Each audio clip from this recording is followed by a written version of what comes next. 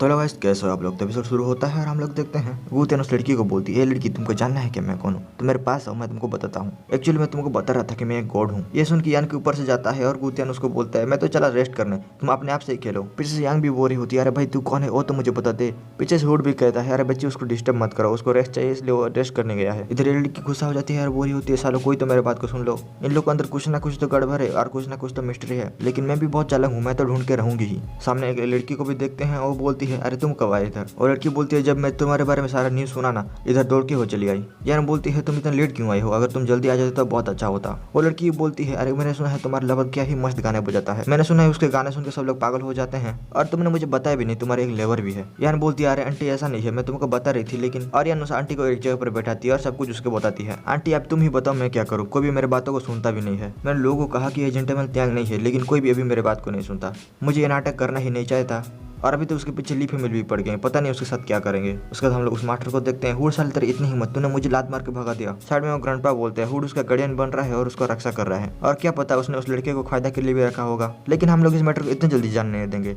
चलो चलते हैं एल्डर मोड के पास, उन लोगों से बात करते हैं, और अगर एल्डर मोड हमारे साथ हो गया ना तो हम लोग खेल कर देंगे। मास्टर बोलते हैं अगर एल्डर मोड भी हमारे पास आ जाएगा तो क्या होगा, वो हमारी तरफ खड़ा होगा तो भी कुछ नहीं होगा, अगर हुड कराना है तो मेरे मास्टर की जरूरत पड़ेगी। साइड में हम लोग एक आदमी को देखते हैं, उनको देखते ही वो लोग कहने लगते हैं टीचर मास्टर तो श्योर ये आदमी उन लोग का मास्टर ही होगा।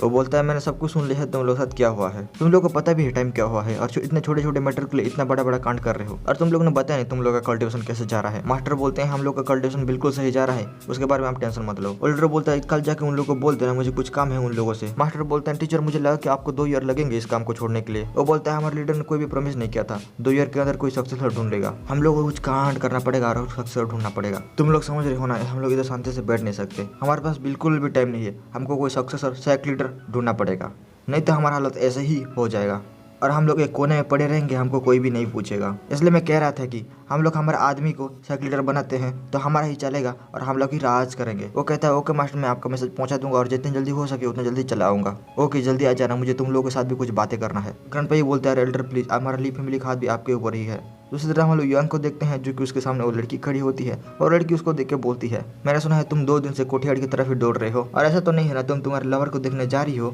यंग भी बोलती है हाँ मैं जा रही हूँ, लेकिन तुम्हें उसे क्या मतलब। वो लड़की उस लड़की के हाथ को पकड़ लेती है और कहती है कि मैं तो कुछ नहीं कर सकती, लेकिन चलो मास्टर तुम्हारा बहुत कुछ करेंगे। मास्टर का नाम लेते ही उधर मास्टर हाजिर हो जाते हैं एकदम गिली गिली छू जादू जैसे। यंग बोलती है टीचर आप वापिस आ गए कि आपको देख के बहुत अच्छा लगा। और टीचर भी उधर गुस्सा हो जाते हैं और उसको कहते हैं कि मैंने तुमको पहले ही कहा था कि जाओ और जाकर कल्टीवेशन करो, लेकिन तुमने मेरी बातों को सुना भी नहीं। तुम उस लड़की के लिए तुम्हारे टीचर की बातों को नहीं मार रही हो। उस लड़के ने कितने लोगों को इंजर्ड कर दिया और जाकर एल्डरहुड से प्रोटेक्ट मांग रहा है ना। लगता है तुम्हारे आंखों में मैं टीचर बिल्कुल भी नहीं रहा और तुम मेरा रेस्पेक्ट बिल्कुल भी नहीं करती। यान बोलती है ऐसा नहीं है मास्टर, और रियली चिंगतंग नहीं है और मैंने एल्डरहुड को कुछ भी नहीं बोला है उसको प्रोटेक्ट करने के लिए। मुझे नहीं पता एल्डरहुड को पहले से जानता है, लेकिन कैसे पता है वो भी मुझे नहीं पता। मास्टर बोलते हैं शट अप, तुम बहुत ज्यादा बोलने लगी हो, इसलिए मैं तुमको पनिशमेंट देता हूँ कि तुम जाओ कल्टीवेशन बिल्डिंग में जाकर कल्टीवेशन करो, और जब तक मैं तुमको बुला नहीं देता तब तक तुम मत आना। पीछे से यंग बोरी होती है अरे टीचर मेरे बात को थोड़ा तो सुनो।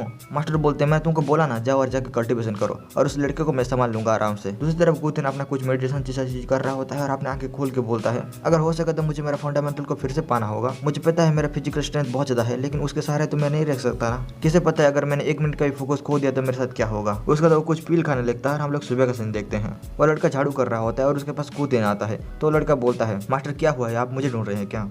गुतियन बोलता है हुड कहाँ चला गया अभी। दसन बोलता है यंग मास्टर आपको नहीं पता कि एल्डरहुड कल रात में ही चले गए थे। गुतियन भी कहता है रात में चला गया था, लेकिन उसको क्या काम है जिसको रात में उसको करना पड़ रहा है। उसने मुझे कहा था कि उसने सब कुछ प्लान करके रखा हुआ है। पहले तो मुझे आउटसाइडर डिसिपल की एग्जाम को पार करना होगा और उसके बाद अंदर घुसना होगा। उसके बाद मुझे धीरे धीरे करके इनर सेट की एग्जाम को भी देना पड़ेगा। उसके बाद मैं इनर सेट डिसिपल भी बन जाऊंगा, और भी बहुत कुछ है जिसको उसने कहा है करने के लिए, लेकिन इतना सारा काम और इतना सारा टेंशन मेरे से ना हो पाएगा। दसन बोलता है सुबह वो लड़की आई थी और बोल रही थी कि उसका मास्टर तुमसे मिलना चाहते हैं। गुतियन बोलता है उसका मास्टर मुझसे क्यों मिलेंगे। लड़का बोलते हैं मास्टर कोई ऑर्डिनरी लोग नहीं है, वो आउटसाइडर डिसिप्लिन के एल्डर हैं। ये सुन के गुतियन सोचने लगता है लेकिन वो लोग मुझसे क्यों मिलना चाहते हैं, उन लोग का मुझसे क्या काम। उसके साथ लोग उस लड़की को देखते हैं जो कि गुतियन को पकड़े हुए अपने मास्टर के पास ले जाती है।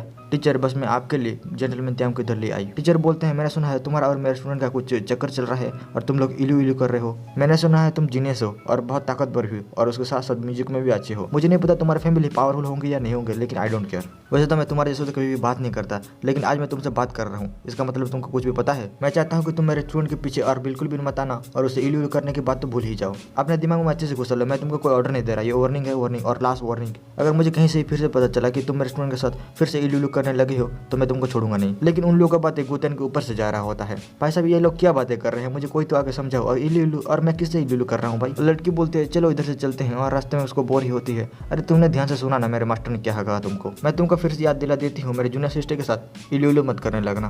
गुतेन बोलते अरे लास्ट टाइम जब मैंने तुमको पीटा था तुम्हारा इंजरी सब ठीक हो गया ना? अगर तुम चाहते हो कि मैं तुमको फिर से मारूं तो तुम मुझे कह सकते हो। लड़की बोलती हाँ तुमने मुझे तो उधर मार दिया था, लेकिन इधर मेरे मास्टर हैं तो मेरे कुछ भी नहीं कर सकते। लड़की फिर से अपने मास्टर के पास चली आती है और बोरी होती है, मास्टर आपने उसको जाने क्यों दिया? अच्छे से एक दो लात मार दिया होता तो वो ठीक हो जाता। मास्टर बोलते हैं तुम पागल तो नहीं होगी, तुम सोचो जरा, एल्डर ने उसको अपने घर में रखा हुआ है, इसका मतलब कुछ तो कनेक्शन है उन दोनों के बीच में। अगर मैं उसको मार देता तो एल्डर छोड़ते क्या मुझे? तो मुझे थोड़ा सोचना पड़ता है और उस सारा एक्शन करना पड़ता है। लड़की बोलती है तो ऐसी बात है, तो अब मैं समझ गई। और टीचर उस लड़की को भी बोलते हैं मैं तुमको बोल देती हूँ फिर से तुम तुम्हारे जूनियर सिस्टर के मैटर में अपना टांग मत अड़ाना। लड़की बोलते हैं लेकिन मास्टर मैं कभी भी उसके मैटर में टांग नहीं अड़ाता। मास्टर बोलते हैं तुमने क्या मुझे फुद्दू समझा है? तुम तुम्हारे फायदे के लिए ली फैमिली के साथ जुड़ गई थी ना?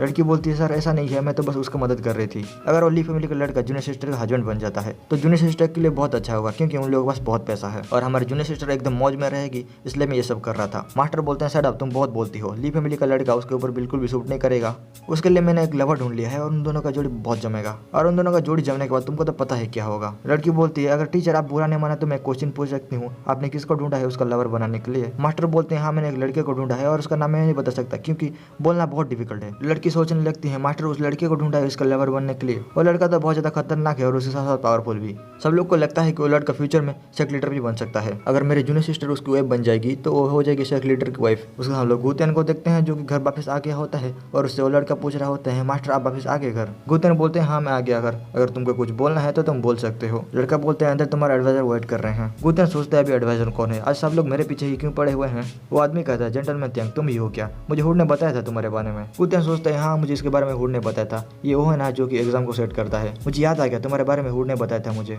वो आदमी कहते हैं आप तो पहले से आउटसाइडर डिसिप्लिन है, तो चलो चलते हैं और हम लोग इनर डिसिप्लिन के एग्जाम को प्रैक्टिस करते हैं। गुतेन बोलता है इनर एग्जाम की प्रैक्टिस करना है, लेकिन कब मैं आउटर एग्जाम को पार किया और आउटर डिसिप्लिन बन गया? वो आदमी कहता है आपको टेंशन लेने की कोई जरूरत नहीं है, एल्डर हुड ने सबको सेटिंग करके रखा हुआ है। तो गुतेन उसके बातों को थोड़ा सोचने लगता है और कह रहा होता है क्या साले बुड्ढे ने सबको सेटल करके रखा हुआ है, रुक जाओ बस उसको आने दो, उसके बाद मैं उसको दिखाता हूँ मैं क्या कर सकता हूँ। लगता है उसको कुछ ज्यादा ही जल्दी है मुझे एल्डर बनाने के लिए। वो आदमी पूछता है जेंटलमैन त्यांग आपको कुछ हुआ है क्या? गुतेन बोलते हैं कुछ भी तो नहीं हुआ, तुम क्या बोल रहे थे, तुम बोलते रहो, तुम्हारे बातों को मैं सुन रहा हूँ। वो आदमी कुछ बुक निकलता है और बोलता है ये कुछ मार्शल आर्ट बुक है जिसको आपको प्रैक्टिस करना है, आप जब फ्री हो जाएंगे तो ये सबको पढ़ लेना, ये सब एग्जाम में जरूर आएंगे। गुतेन पूछता है तो एग्जाम कब है? तो आदमी बोलता है हर मंथ एक एग्जाम होता है और तुम्हारे एग्जाम के लिए बस 5 ही दिन बचे हुए हैं। गुतेन बोलता है ओके तुम अभी जा सकते हो, मैं आ जाऊंगा एग्जाम देने के लिए। मैंने हुड को प्रॉमिस कर दिया है कि मैं उसको हेल्प करूंगा, तो इसका मतलब मुझे एग्जाम में अच्छा ही करना होगा, तो मुझे एग्जाम के लिए थोड़ा बहुत प्रैक्टिस तो कर लेना चाहिए। उसको हम लोग एग्जाम फील्ड में देखते हैं, उधर बहुत सारे लोग जमा हुए होते हैं और ये वाला एपिसोड इधर ही खत्म हो जाता है।